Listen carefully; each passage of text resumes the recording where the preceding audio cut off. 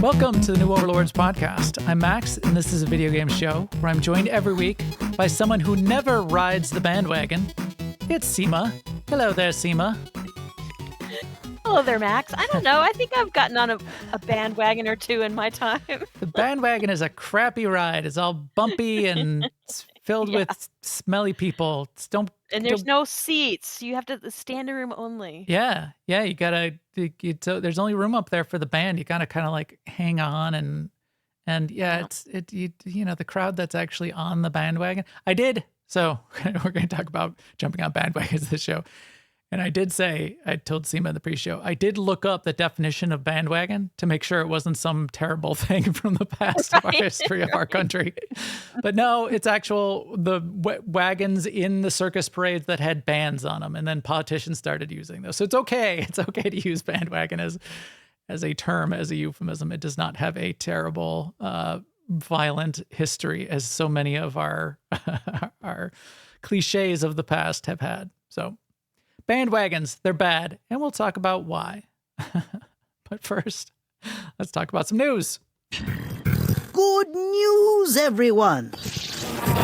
First up in the news, we did get an Xbox Direct. There are some good things coming. There's was it Forza? I forgot. Forza Horizon, the racing game. People are really excited about that. But the other thing people are really excited, that's sort of more in our wheelhouse for our bandwagon, we're going to mix all that, is Fable. Fable. I'm kind of on the Fable bandwagon right now. Well, especially since this video from, as you said, from our favorite journalistic organization, IGN, was done really well. The preview that they had in the Xbox Direct was done well. It's looking good. And it's got Richard Ayoade in it, so I'm like, I love that. He's a character and a voice in the game. They didn't do a lot in the past before this of showing a lot of like the gameplay. Is it going to do all of the cool Fable things that Fable used to do in the past? And the answer is yeah. And they showed it. They showed like your reputation matters, and it follows you as you go forward, and your decisions matter. And your decisions matter both in both ways, not just like if I do mean things, then I'm a bad guy and people will treat me bad. If I do good things, then I'm a good guy and people will treat me good. It's also, if I do good things, most people will be happy with that, but some people might think I'm a show off and like treat me that way. But what I liked about that whole system is it's transparent. Like you can see, like over to the side, it says she thinks you're a rich twat. So it's like it's like you don't have to like guess what the result is. You're like, oh, I see it right there. Right. I think that's what people want from Fable. That's what they showed off. That's what people are going to get. I'm in. I will. I'll be playing it. And it's going to be on Game Pass. Oh, that's right. It is. Definitely going to be on Game Pass. So yeah, I'll be in. That'll be cool. And we did find out when it's coming. It will be autumn, is what they said. Yep. They did make a point to say autumn and not fall. I wonder, are they a UK? Who is? Yeah, they are a UK studio. Yeah, okay. And the game, it has a UK it's supposed to be like typical Brit stuff in it, like calling typical Brit stuff, like calling someone a twat. That's Brit. I shouldn't say that word anymore. I think it's really crude. It is.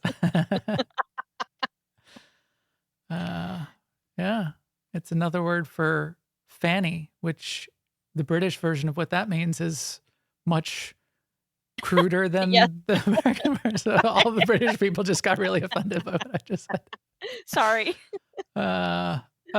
So great. We can't wait though. It does look good.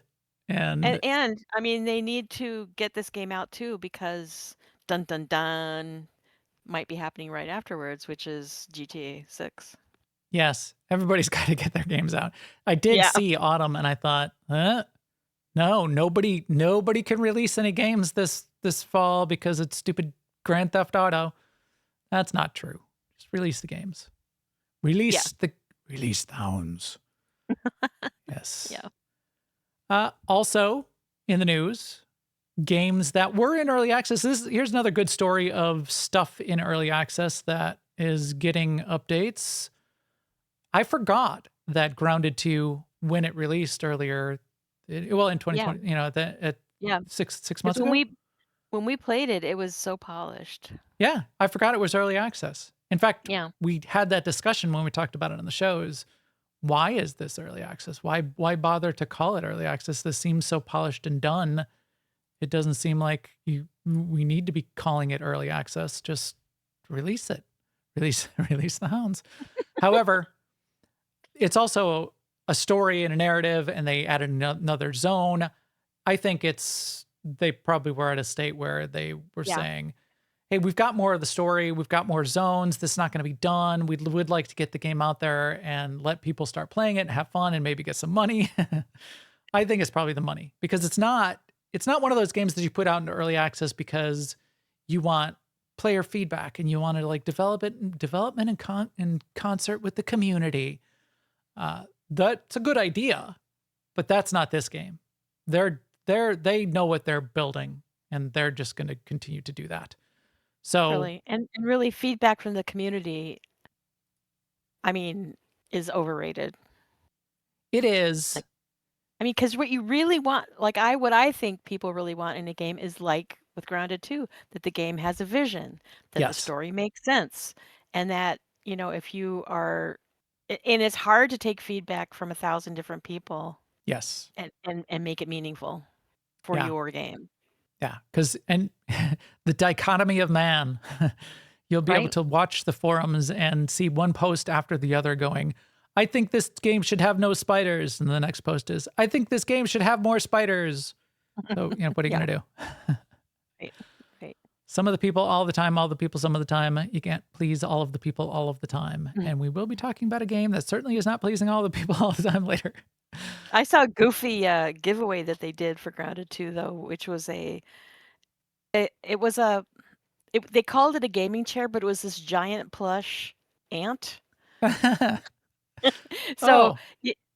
yeah, I think it's right here in the enter to Yeah. win the Grounded 2 gaming plush. right. So it's like really big. Like the last thing they say in the giveaway is, "Will this fit in your living room?" It is. It's like a But- giant beanbag of an ant. And I think the only way you can game on it is if you're the kind of person that already games on the sofa with your feet up on an ottoman or something. Like I like Or to laying sit in bed. and Because back- it looks like a sleeping Yeah. almost like a sleeping Yeah. bag cushion thing. Yeah. Yeah. Yeah. But no, it looks fascinating. I know I want one. I would never sit in it, but I just want one. I would lay in it to read a book. That looks really comfy. So yeah. All right. Another game which we're actually going to talk about in detail today because I played it, but I just wanted to throw it into the news as well because it's an early access, but they're doing a lot of work, is Hytale got a content update this week. So Hytale, that's not on Steam. Hytale is, well, we'll talk about Hytale in more detail, but I did want to put it out there that it's another fun one to ride along where development is going on. And this one is a little bit more in conjunction with the players. In fact, they did another interesting thing this past week where they have a lot of mod developers, as Minecraft always has. And one of their mod developer was, I guess she was developing these really nice skins, like outfits for as a mod pack. And the studio said, hey, we've just cut a deal. We're bringing her in to do more art for the game. And everybody cheered because that's really cool. Nice. Yeah. So yeah, fun stuff going on with that. And we'll talk about more about Hytale in the second half of the show as well. Relevant to my interests and my survival squad, we were playing a lot of Dune Awakening in the past year. Not so much in the past couple months, but plenty in the past year. There is a January developer update and a February Chapter 3 release that's coming out. So it's going to be coming out in a couple, actually, I think just next week, like February 3rd or something. And it's going to have story update, Chapter 3. It's going to have some new endgame stuff, which is great. And they're expanding the endgame so that the people that want more PvE endgame will have more stuff to do. In fact, I'd like to get in there with our squad and maybe go do some of these. They have this idea of like the overland map. So you have like Haga Basin, you have the deep desert, you have Arakeen and Harkonnen Village or whatever. And each of those are kind of like almost like separate zones, separate servers. You go into the overland map, kind of like the galactic map in SWTOR. And then you travel to any of those four.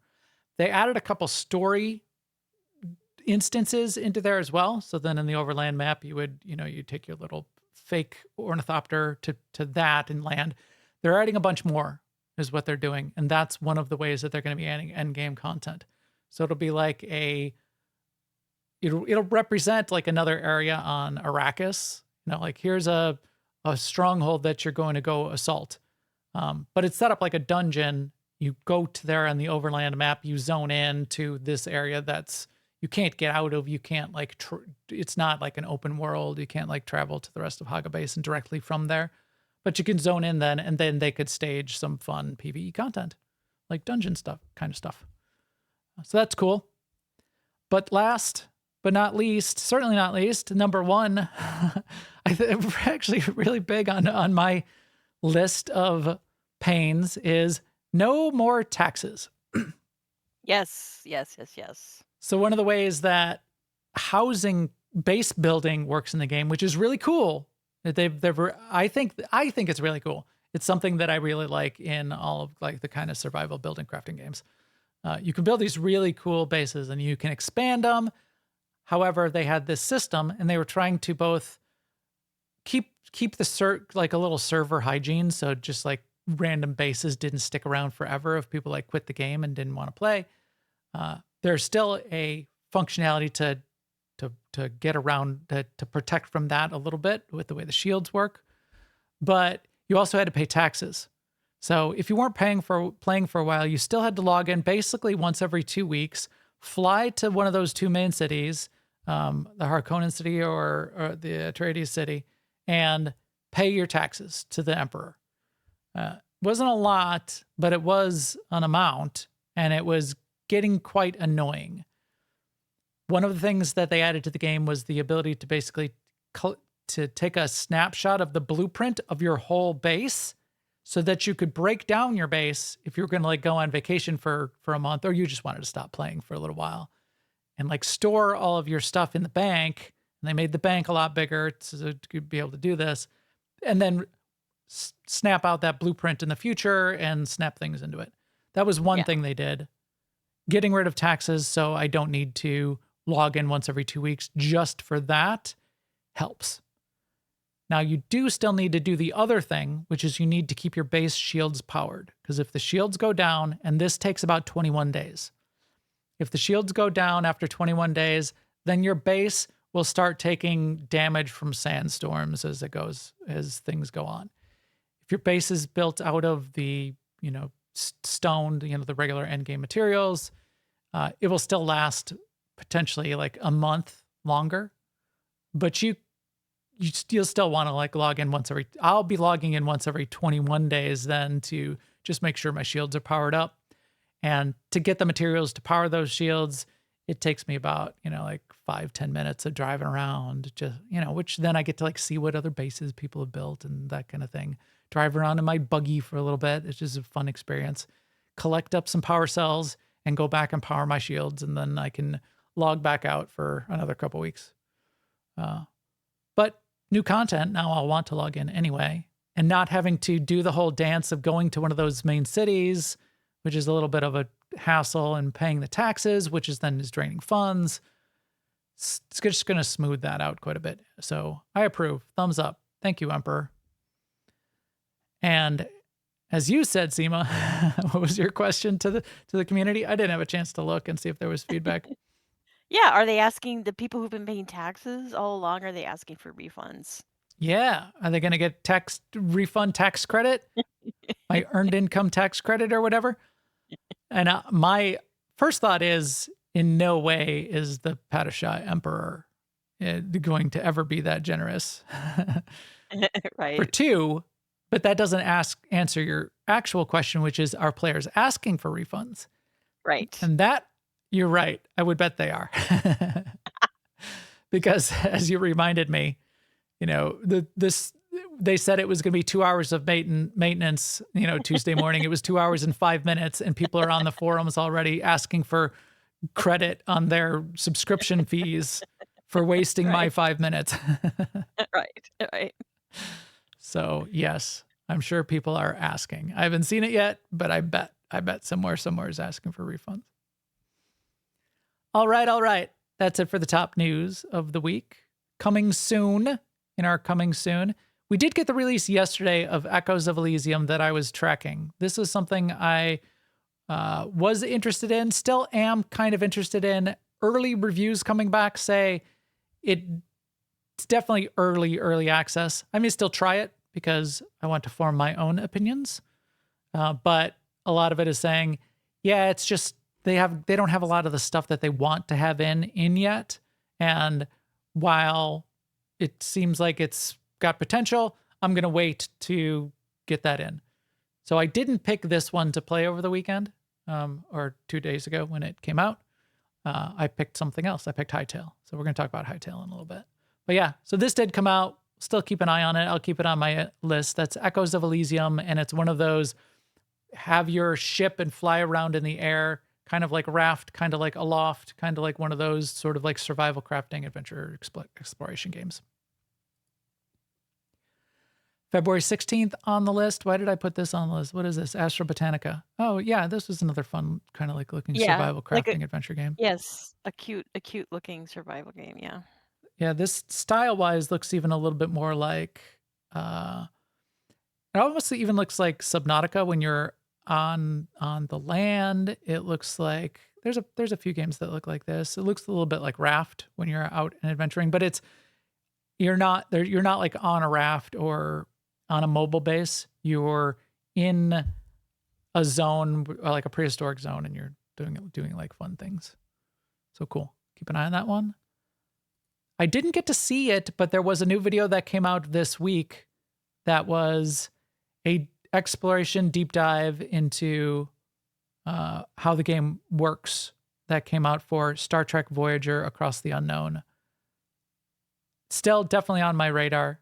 I liked the mechanics of how this kind of thing worked in Alters. I think I talked about this already. The base building as you're sort of like building out the interior of the ship and like snapping in new rooms and putting elevators together and assigning crew members to those different rooms works a lot like Alters worked in their base building. There's a whole bunch more depth to the game, and that's going to be fun to get into as that develops as well. Yeah, I expect this one's going to hit pretty well. Oh, and then you had the note about Starfleet Academy, Sema. Yeah, so that's a new show on Paramount Plus. It just started. I think there's been like 2 or 3 episodes so far, and I just think it's a good time to be a Star Trek fan right now. Yes, I think it's a good time to be a new Star Trek fan. From what I understand, and my sense from hearing some old Star Trek fans talk about it is the old Star Trek fans don't like the new Star Trek stuff. And Well, Starfleet Academy is sort of targeted at like, like a Gen Z audience. And maybe it seems to be like successful and really fun for that audience. well, I mean, it also takes place in the far future. I mean, it's not a part of the same. I mean, it's different. Yeah. Yep. Different. It's different, man. It's you got to start using that Gen Alpha lingo and stuff. Maybe they're trying to do, the whole Star Wars thing where Star Wars is also trying to reach out to kids. Yep. And has been for a long time. Right. You can have room in your fandom for different audiences. And just because there's a Star Wars coloring book doesn't mean it devalues your hardcore Boba Fett killing people, lore that you love. And then finally, still on the radar, the February 26th release of Resident Evil. Oh, look, they're making me type my birthday in every time. I guess this is a different PC. I don't know if I put it on this PC before. Why do you put in the notes here? Maybe LOL. Well, because I don't usually play this kind of game. But now I'm Right. saying, like, maybe I will. Ha, ha. I don't know why. Lol. Do you ever meet somebody who actually says lol in real life? I did. I Heck knew somebody no. who would say lol. No, I don't know. I'm using myself even thinking about it. Why would I play a horror game? I hate horror games. Except I want to play this one, and then I laugh at myself. So that's what that is. That's me laughing at myself, saying I Yes. want to play Okay. this.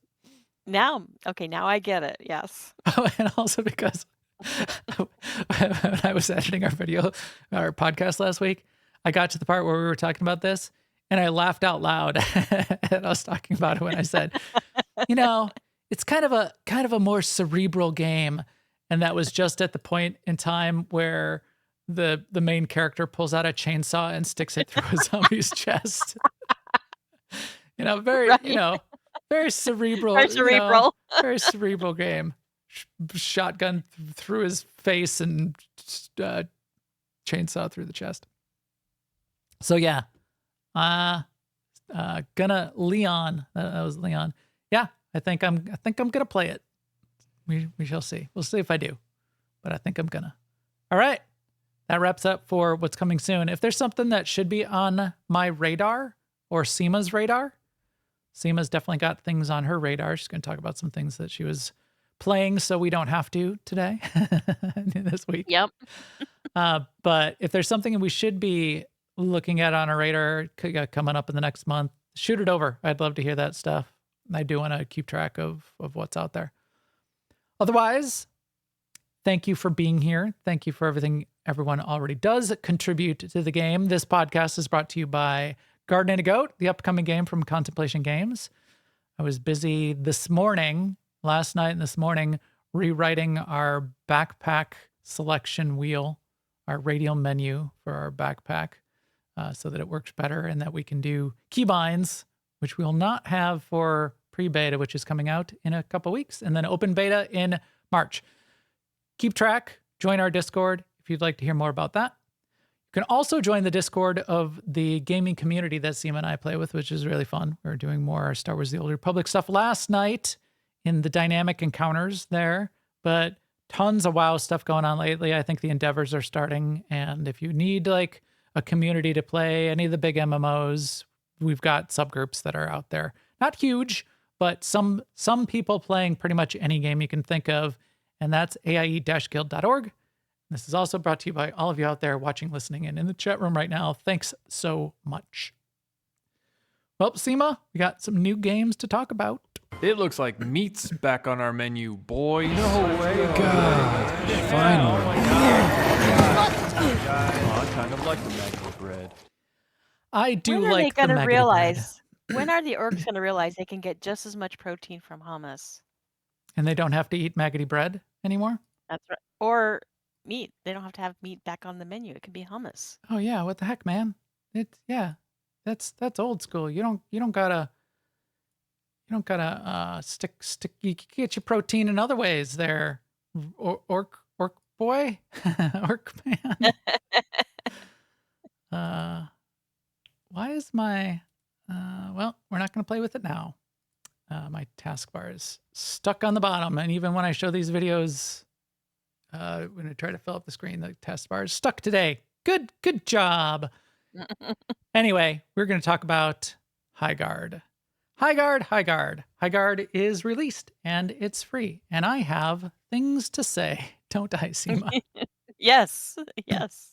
Okay, let's kick it off. Let's have a moment. Let's talk about Highguard. First of all, get off the bandwagon. I said I was going to talk about bandwagons. Get off the bandwagon. It's This is it. bad This ride. is it. It's a bad place to be. Ignore the hate. The hate is Yeah. out there around, and it didn't stop. It was started before. It's just a dog pile, attempts at hot take. People are trying to be part of the in crowd. if you don't like it, you don't like it, and that's perfectly fine. Downvote it. But there's just a lot of hate out there, and it's noise. If there's a trusted reviewer out there that you like, that matches your taste in general, fine. That's a safe place to get an opinion. But to like log into every news outlet and put negative comments, or it serves no purpose. It's other than, I don't know, to be ugly. Yeah, absolutely. And hey, this is a crazy idea. If you're curious, you could also Just try check it out. and form your own opinion. It's free. It's Yeah. out there. In this case, you can do that because, yeah, it's free. Right. Which I did. We'll talk about in a second. But first, I wanted to rant. It is also recognized. There's a couple big names in games that came out this week talking about just how it has become trendy to like hate on stuff. And people do jump on these bandwagons. And Swen Vinky from Larian, Swen, the studio director from Larian, who everybody loves to hear his takes on things. He kind of came out against just the mindless hate. And I liked his take. He said, putting something out there into the world makes you vulnerable, and that alone deserves respect, even if you dislike the creation. And then Mark Rain, who's the co-founder of Epic, said, it's downright horrible, especially a free game from a new studio. It's just sad. Gaming is a hobby for people. They should approach it with joy and not hatred. And I completely agree. I was reading just some of this feedback, and it's people out there just saying vile things about the game, about very subjective parts of the game. Like the character designs are garbage. The character designs are dog shit. Nobody should like this. It's the worst thing ever. And there was one back and forth in one of the forums, and people were saying, hey, art is subjective. If you don't like it, you don't like it. You don't need to be so hateful about it. And multiple people were replying saying, hey, yeah, art is subjective. Does that mean if I think it's garbage, I don't get to go out in public and crap all over it publicly? It's free world. This is my opinion, man. And my response to that is, yeah, you don't get to go out and crap all over it publicly. If you want to be a reasonable human being. Right. It's subjective. Somebody put their time and energy into this. Somebody made this art and they're showing it to you. And if you want to be a compassionate adult human being in a society, yes, you don't go out there and crap on it. You could say, I don't prefer it. It's not my style. If you don't have something nice to say, don't say anything at all. That doesn't make you weak. That is not a weak position. That is a position of strength. That is a position of maturity. It doesn't mean if you speak your mind and just say that it's crap because you think it's crap, that makes you some sort of like stronger person. It doesn't. It's a weakness that you just need to like spew this vial out of your stuff out of your face. Yeah. It makes me sad, Sema. How about you? Well, me too. It makes me really sad. Like what's the use sad sometimes? Like, I feel like what a horrible industry to be in sometimes when I just read these people. It's like, is that what they're trying to do? Just browbeat everyone out of it? I don't know. I don't know. I think people personally get in this position where they don't have a lot of control over their lives, and they feel like this is a way that they can exert some control or feel like they have power in the world. And so they think, or it gives them some sort of feeling of power to be mean in this way. Yeah. I think it's kind of like psychological that way. Yeah, you're probably right. But they're doing it from a coward's position too, because these same people follow them along in their daily lives. Do they walk out into public? Do they see someone out in public who they don't find attractive? And do they walk up to every single one of those people and tell them how they look like dog shit? Right. No, they don't. Because you don't do that as a human in this world. That is not how humans act. So you know, are you allowed to go onto the internet and have these kind of mean takes and be mean about it? Yes, you are allowed. Should you? No, you shouldn't. You shouldn't. Now, if you don't like the game, you don't like the game. That's great. Don't like it then, and play something else. And you can even like downvote it, or if like somebody asks your opinion, give them your opinion. If you don't like it, maybe say something illuminating like, it's a little slow. It didn't do what I wanted it to do from having like the feeling of fast rewards in a game. That's valid feedback. And that's also actionable feedback for the developers. I prefer games where I have much more combat in the first 60 seconds of the game, and this has a slower burn to each of their matches, and I felt like that was bland. That's perfectly valid feedback. And even if you don't really, you can't really say N words what you don't like about it, it's still fine to just say you don't like it. Yes, and leave it at that. It's the follow-on hateful part that you can just leave out. Right.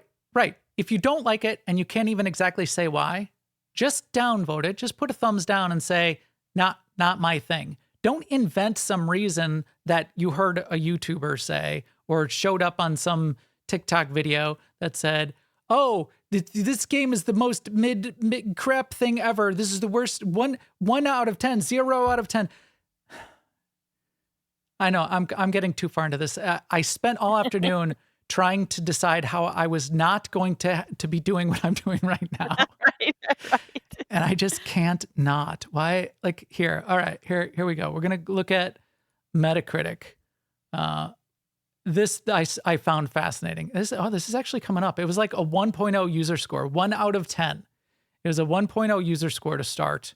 And then not a lot of critic scores have come in, but you can go look at the actual critics' reviews, professional reviewers. And there's a couple in here that say, yeah, the game just doesn't put all of its pieces together correctly. But if you read the text of all the ones that don't have a score yet, it's all, during my time with Highguard, not only did I summon a giant tree, but I also turned into a giant ice demon. I kind of liked that. It didn't all come together in the end, but I had a lot of fun. I'm not saying Highguard is perfect or that you'll enjoy every game, but I do think it will be an enjoyable competitive experience. So these are professional reviewers. The preponderance of professional reviewers reviewing the game are not saying this is the worst game ever. 19,000 games released on Steam last year, and this is in the bottom 5%. That is just objectively untrue. There are many, many worse games. Even if you hate it, even if it's not your thing, it's not a 0 out of 10. It's not a 1 out of 10. So if you think that you have a critical eye for video games and you come out and then say that this is a 0 out of 10 or a 1 out of 10, you're an outlier. You're an outlier. Yeah. Is all it is. And maybe you've got complete justification for that and very well-reasoned justification, and that's cool, but you're an outlier of actual people with critical viewpoints and of the ability to articulate those views. All right. I said I wasn't going to do it, Sema, and I did it. It gets under my skin so bad. Yeah. So Yeah. let's stop with that then.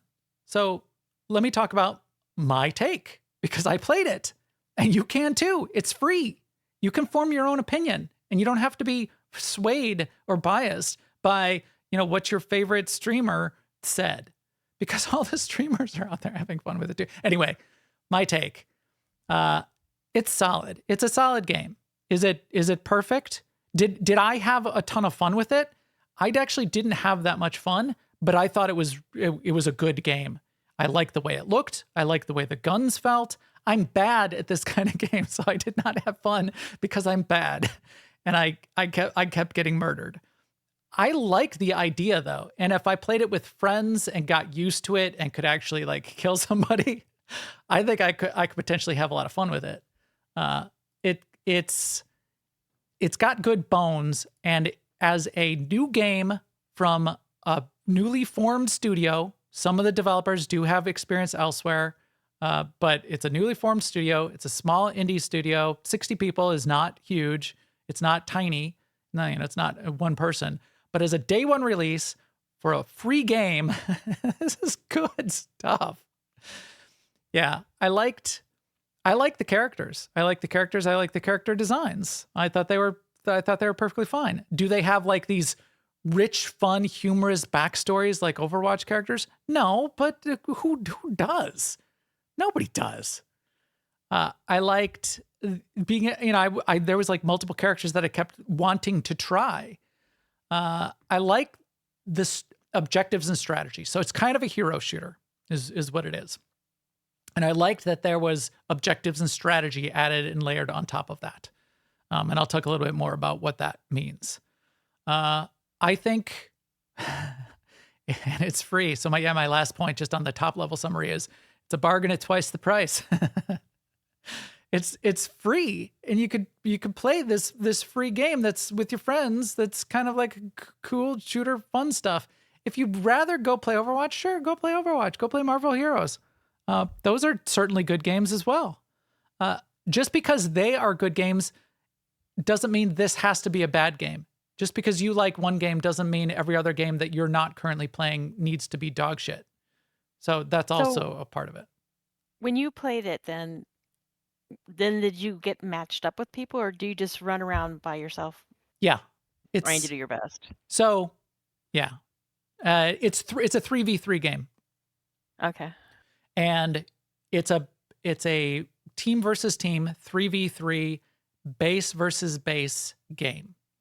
So the way it starts, and this is, you know, here you can decide whether you'd want to play this version of a game or you'd want to play a hero shooter where you just jump in and shoot people, which is what a lot of people would prefer to play. And which is why some people are saying that they're not having as much fun as they would want from this kind of game, because they just want to jump in and shoot people. The way the game starts, you start in a base and the enemy team starts in their base in a relatively big map. And because it's kind of big, there's also multiple phases and some extra space where you might be like wandering around a little bit and you're not going to immediately get into a fight in the first 30 seconds of the game. You start by spending a little bit of time reinforcing your base. And so before you can even get out of your base, it's pretty short. I think it's only like 60 seconds or 90 seconds. You can walk up to some of the walls in your base and you can like double their strength. So it's harder to knock them down because the enemy team's going to be trying to knock them down potentially in a later phase. So you're sort of like getting the lay of the land, figuring out where your base is, figuring out where your generators are, because those are how you destroy your base, and reinforcing some of the areas. Great. All right. Then phase one starts. Your shield opens up and you can go out and you can loot stuff. And there are chests out there with weapons and armor, which sort of is something that you lose when you die. So you want to like pick up multiples of them. So you have like stacks that you can use on the next time you come around. So you're looting that. And then there's also resources that you can there's crystals out there and you can mine the crystals. You break the crystals and you get the crystals as currency that you can go back into your base and buy additional upgrades and stuff.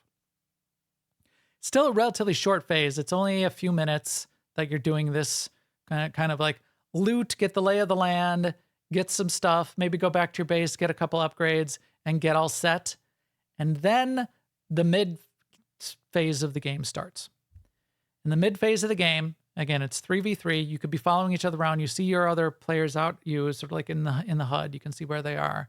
And then somewhere on this map, again, relatively big map, the key will spawn. And the key is the big sword. If you've seen it in any of the videos, the big sword that's stuck in the ground, and somebody pulls out the big sword, and I have the power of the sword, and then they stick the sword into the shield wall. That's the key.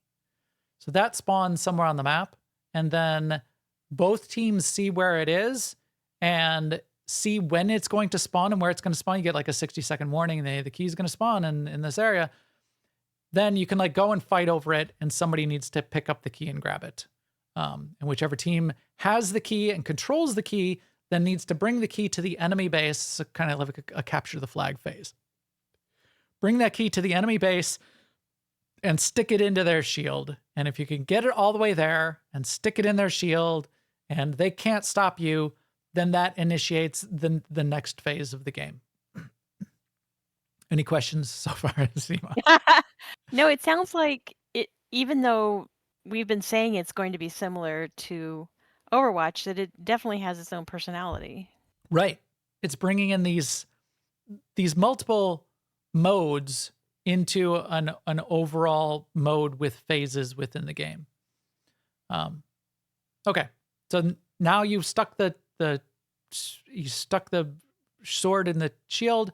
I think there's like another 60-second timer that starts where your shield is now going to go down, and the enemy team is right outside of your shield, and they're coming for you. Then when your base shield goes down, and in fact, there's sort of like this cool effect. When they stick it in the shield, this big machine spawns that on their side and drives into your shield and hammers your shield down. It's sort of the shield breaker, which is kind of cool. Your shield goes down, and now they're going to assault your base. They run in, you're in your base trying to keep them out. They're now have access to your base. They're breaking down walls, and they're getting at your 2 sub-generators and your master generator.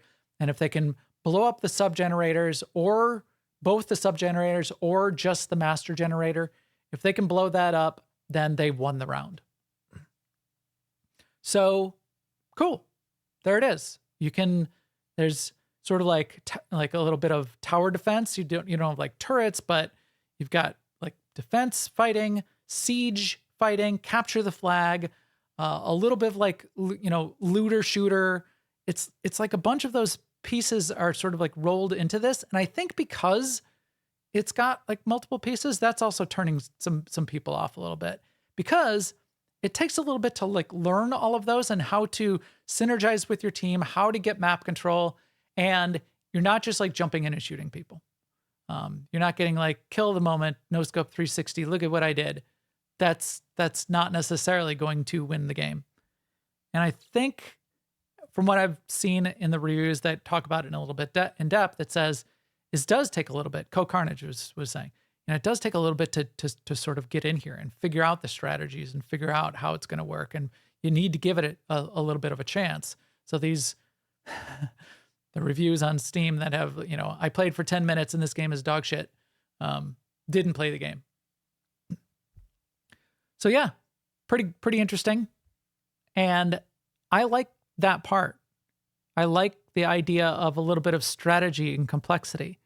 The part that I like the least in any of these games is just the PvP shooting, because I'm terrible at it and I get headshot. I'm like riding across the map, and I get, the other team, I played a bunch in the warm-up rounds. I played in the practice rounds, which is just solo. You can like hone your skills. And then I played one real round so far, and I was just getting destroyed. I was like running across the map, and the other team knew what they were doing. They were always like teamed up, crossfire. 2 of them would shoot me at the same time, and I'd die in like 5 seconds. As soon as I met someone from the other team. Now the maps are kind of big, and a lot of people have said the maps are kind of like too big for 3v3, and maybe that's the case. They also said 3v3 doesn't feel good. It feels like too few people. I think it definitely felt like too few people because there wasn't enough people to carry me. So I would prefer a few more people so I could get carried a little bit easier. And maybe that's what the people who think it needs more than 3v3 are feeling. Or maybe they're just really good. And but because the map is so big, you could then maybe divide and conquer a little bit more, do some more interesting strategy. That's probably a more generous interpretation. They give you a mount. So this is kind of like if you play a MOBA, if you're playing like League of Legends or Heroes of the Storm, you get a mount so you can like move across the map much more quickly. You get a mount in here too, and the mounts are kind of cool. And everybody kind of likes the mounts, even the people that think this is the worst game ever. Everybody pretty much likes the mounts, but not enough kind of like to do in the middle open areas is fine. I could see that. But it does give you the opportunity then to have a little bit more of control of the map, because you can move more quickly to the midfield, get to some of these locations where there are more resources or upgrades, and make use of that space a little bit more strategically. If it was maybe like 5 people or 6, that might have felt quite a bit more interesting then. You could have like divided up into 2 teams of 3 in a little bit bigger map. And while one team is defending the base, another team still could be like going out and getting resources or something. That would be interesting. So yeah, that was it. That was it. My time. I thought it was fine. We're all fine here. I think. I didn't think, so Machete is saying they should have smaller maps, and maybe the developers will come back and figure those out later. They definitely will, and that's a really good point too. The developers, this is day one of their free game, and this is the first map and first mode that they've put out, and they have plans for more maps and modes and arrangements and upgrades, and so let them, give them a chance. And if you don't like it, fine. You don't like it. Give thumbs down, fine. But don't say this is the worst game ever on a free game that somebody made for you. It's because it's not. It's objectively not the worst game ever. There are many thousands of worse games that have been put out in the last year. Is it the best game ever? No, nobody thinks it's the best game ever. And I'm not saying that either. But yeah, so that's it. That was my time in Highguard. Am I going to be a big Highguard player in the future? No, I'm not going to be a big Highguard player. I'm not, I don't play a lot of these kinds of games in general. Do I give a big thumbs up to the team and congrats on getting a game out the door and all the work you put into this? Absolutely. Good job, guys. It's super hard to get this far. And I think it's pretty. I think it's good enough to be fine art from my point of view. Other people could not like the art style or not think the characters are interesting enough. I think they're fine. I think they did a good job. So there we go. Highguard. Yeah. Highguard. Anything else you want to hear about Highguard before we move on to what's next, Sema? No. No. I'm not going to play this game either because, PvP. I kind of, I was thinking about the PvP training grounds in World of Warcraft. And I did think I would love to get some people together and have a game against bots in Highguard. Yeah. And I would play that. I'd be happy for that. I'm just not good enough to play against, elite dudes who know how to play the game. And, every shot is a headshot. And here I am like plinking away and getting like one shot because they know how to exactly toss a grenade combined with a headshot and I'm dead. Like, I'm dead. Here I go. Going back. Yeah. I mean, that's part of it for me too. The other part is I don't even want to kill the elite guys. Like if I did manage to, that's just not compelling for me. But the strategy assault tower defense kind of thing against like bots. That could be kind of fun. Yeah. See what you could do and get together with some friends and just do it on a night. You're all in voice and you're all saying, "Oh no, go over there. Wait, okay, everybody come over here. We're going to go, kill this thing. Help, somebody come save me." That kind of thing would be cool and fun. Help. help. That's what I'd be saying. What else did I play, Sema? You want to hear something else that I played? Another high game. I did. I was so high this week. I played multiple high games. I also played. So I played Highguard. I played Hytale. Part of the reason I played Hytale is because I played Highguard, and I thought it was good. You just heard everything I thought about Highguard, but just the whole rhetoric and everything around Highguard just was making me sad. And then I looked around and I said, well, I was going to also play something else. I was going to play Hytale. I wonder how that's doing. Is that getting trashed? Is that the worst game ever? Are people spewing hate at Hytale? And I looked at Reddit because they're not on Steam, so you can't look at. And maybe that helps. They're not on Steam. I think it does. Yeah. So you can't have like the overwhelmingly negative if it's not overwhelmingly positive, then it must be like dog shit. It's sort of like the bandwagon doesn't have the same high octane fuel if it's not on Steam because the pure numbers of people jumping on don't roll it forward as far. Right. Exactly.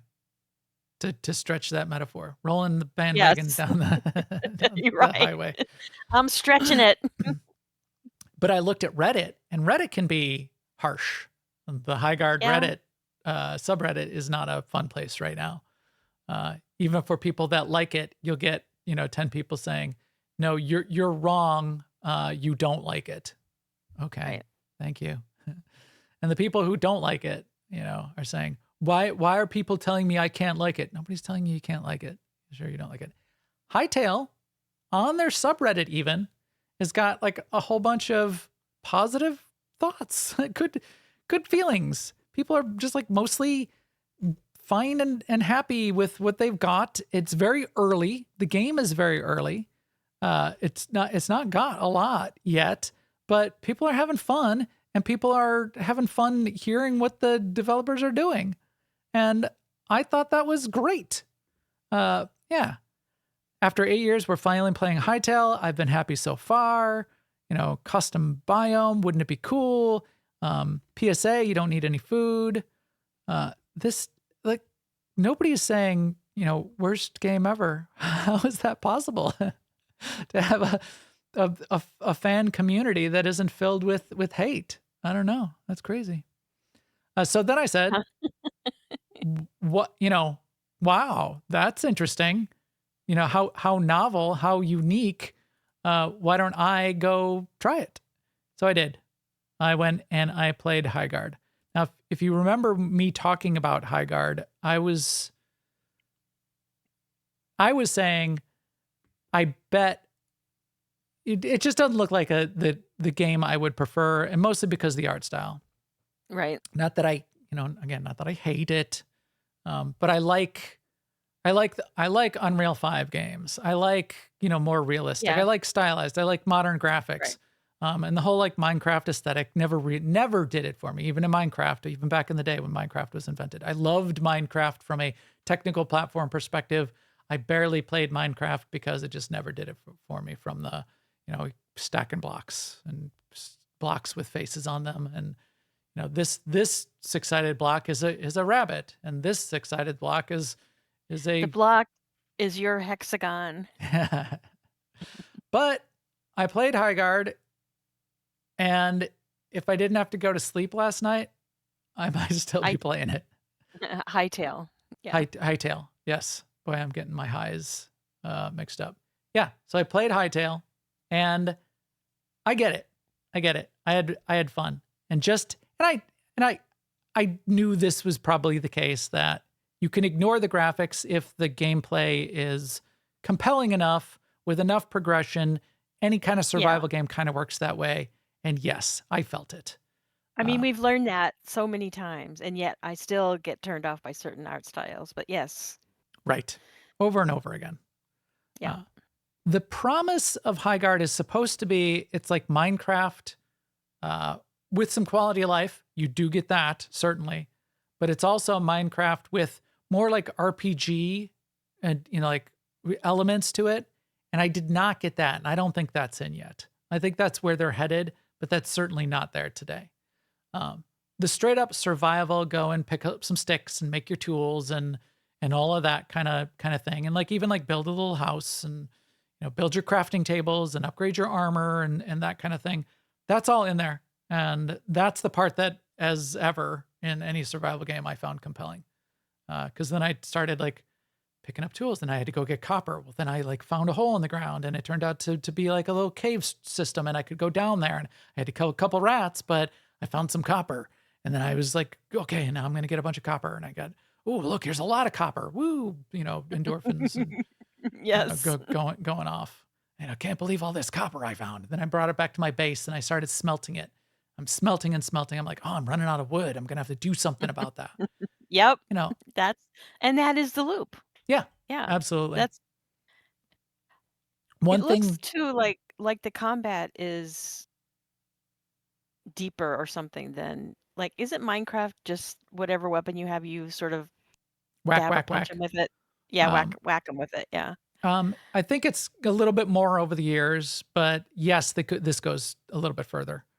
You have charge ups on your weapons and an ultimate attack. They just added necromancy and like a magic system that goes a little bit further than the kind of things that Minecraft does. You have like more to the action combat. It's still kind of like low. It's not a lot, but more. And you can make different kinds of weapons. Different kinds of weapons operate differently. Like this person's switching to a sword and shield, or a two-handed axe, or dual wielding daggers, and you can switch back and forth. Ranged It looks like weapons, that kind of stuff. Can you switch between first and third? Because I see that there's different scenes in there both of them are in there, but can you, as the player, switch when you want? Yes, you can. There's a key that does it. You can just press the V key and you'll switch between only hands and third person view. And then Nice. you can also set in the settings how you want the game to start. I thought it was only I thought you had to restart the game every time you wanted to switch, but then no, I noticed in the keybinds that you can just switch V to go between first person and third person view. Nice. They also have something that Minecraft's a little bit weak on, which is more kind of like POIs, points of interest. Here's some ruins with mobs in it. Here's a fort filled with orcs. That kind of stuff is a little bit more than you get in Minecraft. And I think that is kind of the direction that they want to head. They want it to be more like RPG. They want it to be more like go out and adventure, and not just mine and dig and build and get more materials and mine and dig and build.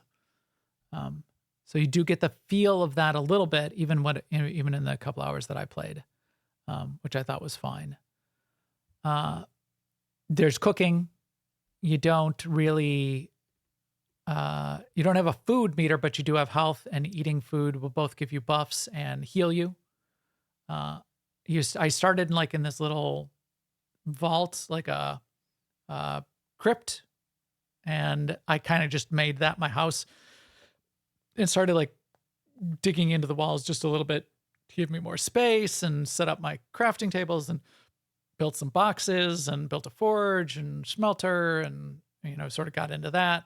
That all felt kind of like what I would expect and felt pretty good. I made some weapons, I made some tools that all felt pretty good. The part that still feels early is it's definitely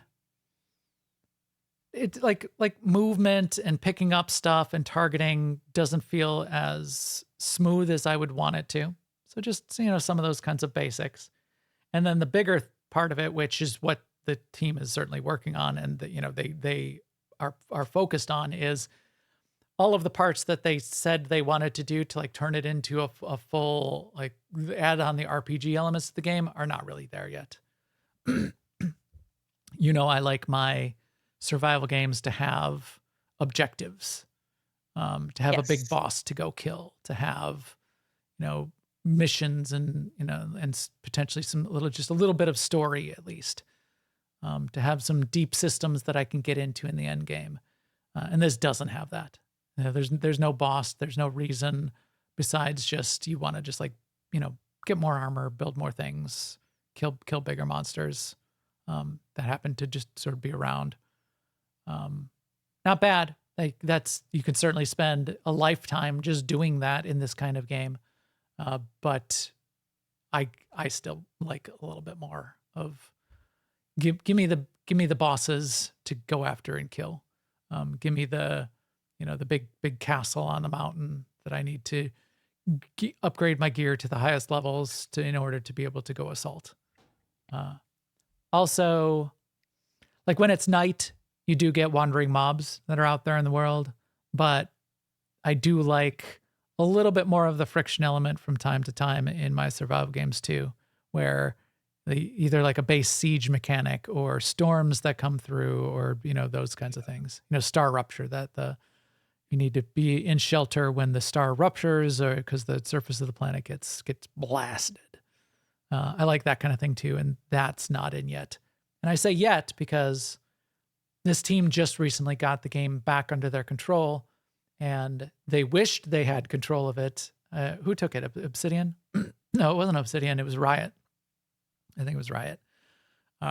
They took control of it for a number of years and kind of were trying to upgrade the engine and like failed at doing that, and so kind of like ended up doing nothing, resulting in them doing nothing with for a number of years. So now the original team is back in control.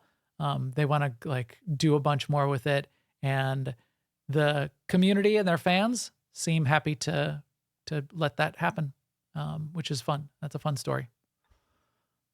So yeah, thumbs up. If I had time, I would probably go back and just play a little bit more today even. I probably don't have time. I got to go work on my radial menu, but yeah, I'd probably play some more, which surprises me, as I said, because I just didn't think there would have been enough to entice me to put up with the right. graphics, but there was, and I felt it. I got my start playing monochrome sprite graphics adventure games. The Pong. Ultima 1, Ultima 2. I played Ultima was my formative game series, all the way up to Ultima Online. Ultima Underworld, which was a game changer for the industry at the time. It really was. It was sort of like one of those first 3D dungeon adventure games. It was one of the sort of like groundbreaking at the time. Ultima was my thing, but I would, I loved Ultima back in the day. And the early Ultima single player RPG versions of the game, yeah, they were monochrome pixel graphics, sprite pixel graphics jumping around. And I would play that for hours and hours and get lost in it. So it's not like I didn't understand that was possible without modern graphics. But I didn't realize I would so quickly get that feeling in Hytale as I did. Right. Which is fun. It is. And I can see it has the bones of a game that you might like, as opposed to Highguard, which is also, as you say, a good game, but it's not the game that fits your wheelhouse or your bandwagon. Right. Yeah. That's not the right color bandwagon for me to ride. I don't like the music that band is playing. But I appreciate it. I think it's a really well-made wagon. And I think that band is really good. They know how to play their instruments really well, but it's not my preferred genre of band music. Yep.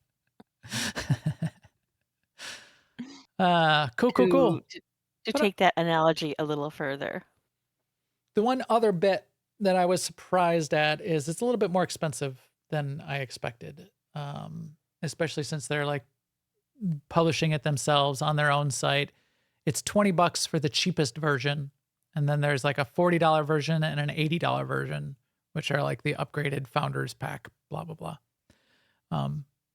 $20 isn't that bad, but this early in early access and just to get in and support the game, maybe it's designed right now more for supporters, and maybe when they go to full release, they'll have more sales and that kind of thing. I could see that.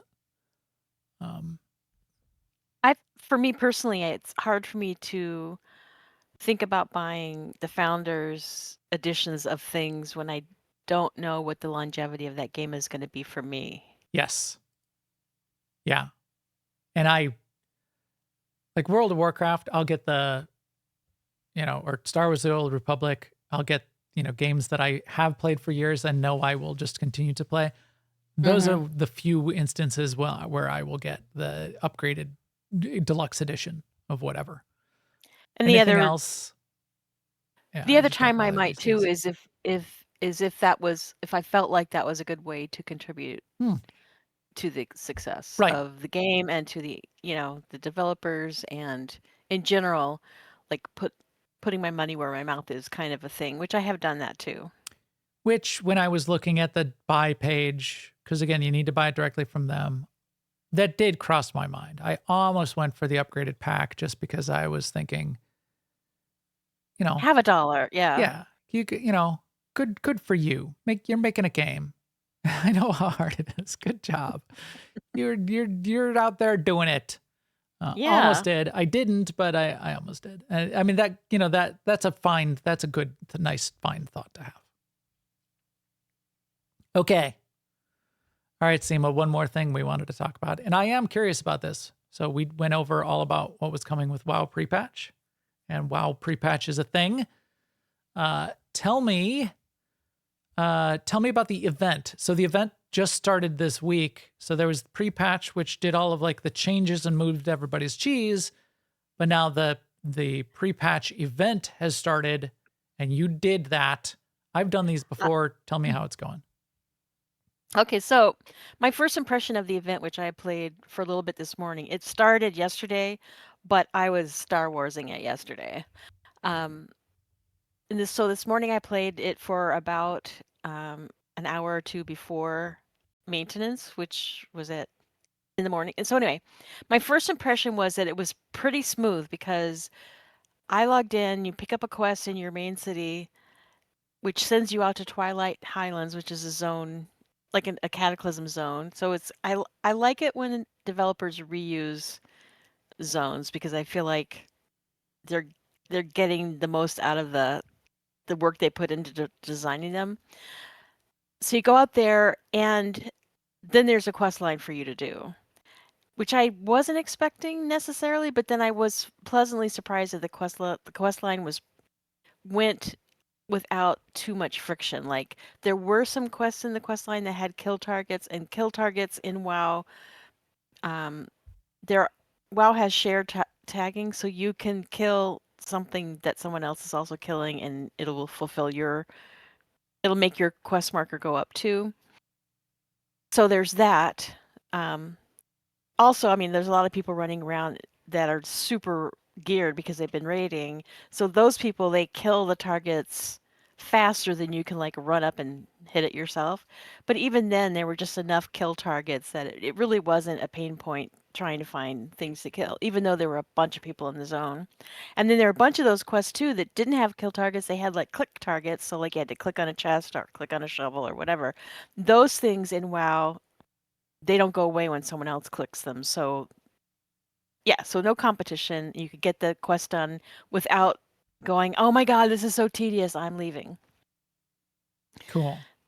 But then the main meat of this, from my perspective right now, is there are a number of rare bosses in the zone, and one of them spawns every 10 minutes. And there's an achievement which rewards a mount if you kill all of the rares in the zone. So there's a kind of a group of people playing that are going to this mob, and it's the spawn is documented. The order of spawning is documented. So they kill that mob, they kill that boss, then they go and wait at the next boss for the 10 minutes to expire, and then they kill that boss and they go on to the next thing. So that's the kind of activity that can be fun because it's the same people from boss to boss to boss, and people making comments and sharing their progress and all that stuff.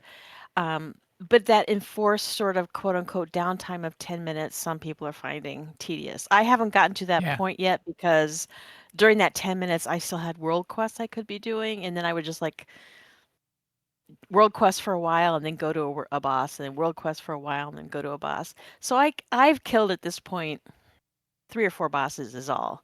And I need to do all of them. There's like 12 or 15 or whatever to get this mech suit mount. Okay.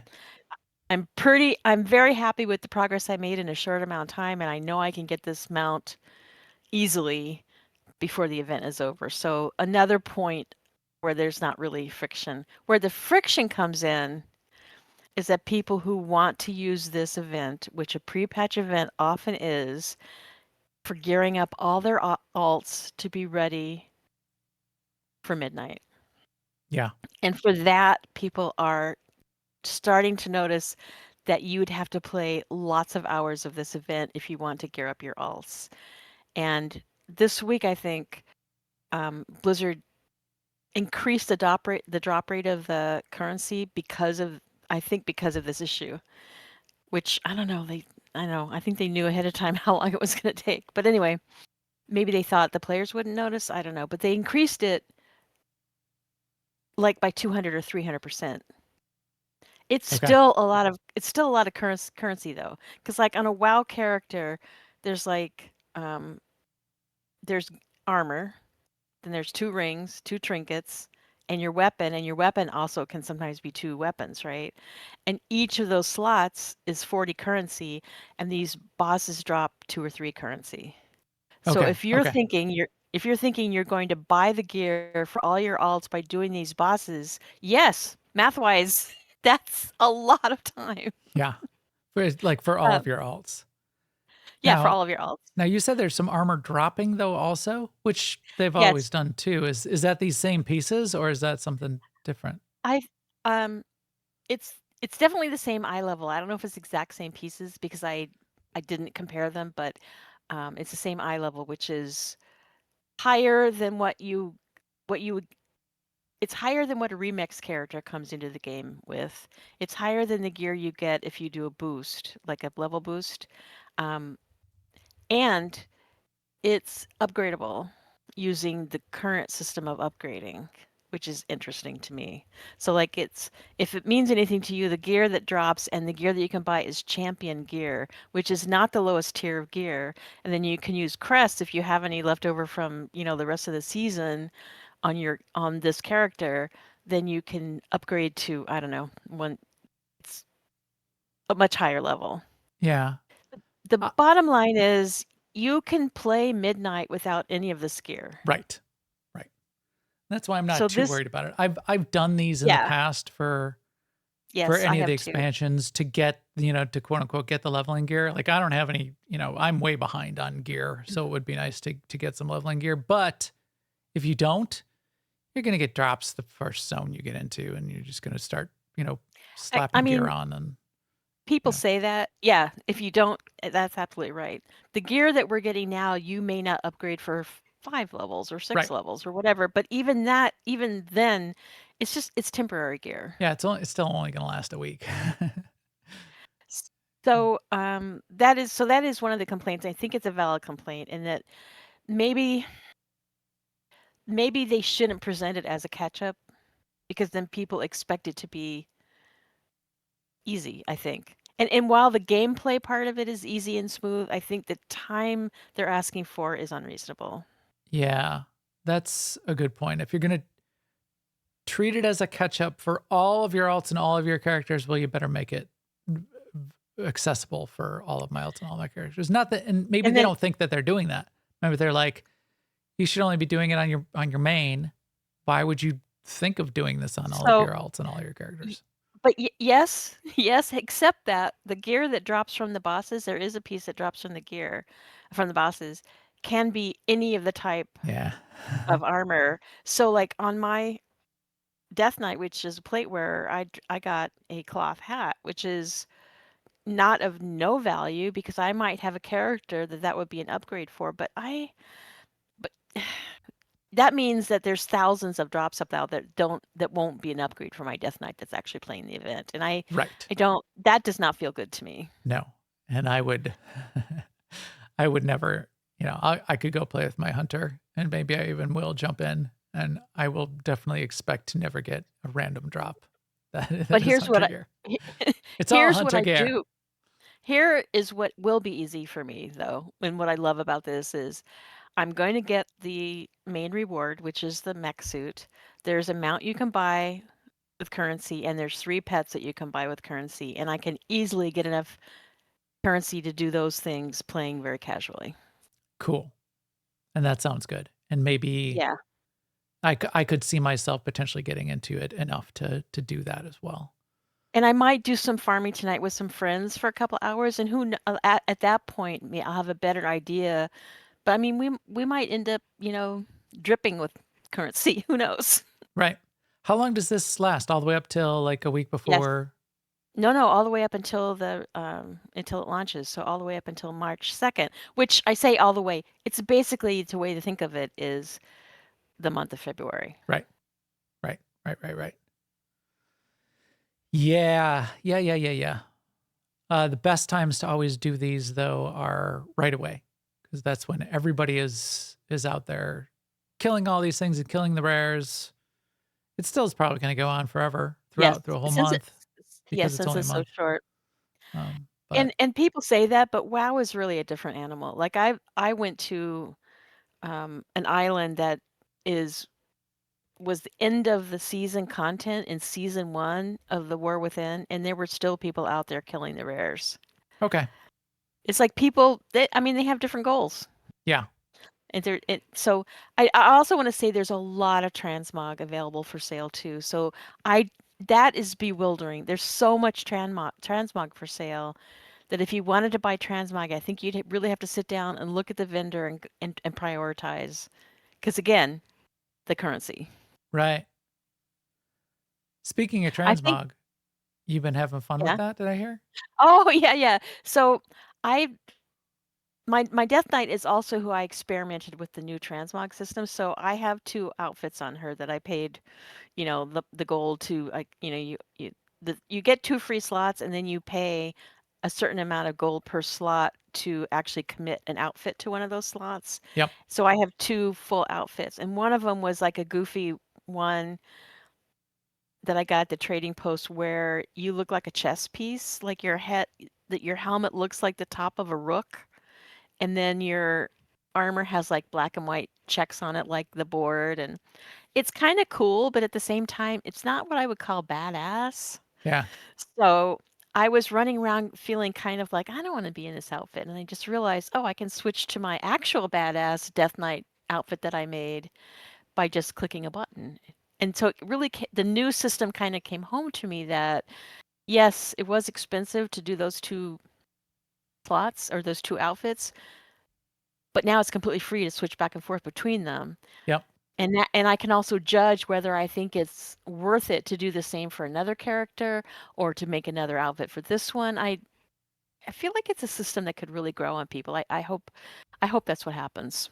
I think so. And I think it's really going to hit home in March once people get into the new content and start Yeah. getting new drops and new upgrades and slotting them in and going, I don't have to like go and transmog Yes. this thing and like transmog it. And then 5 minutes later, I get another one that's, this one eye level higher and I got to go transmog that one. And that's going to be so nice.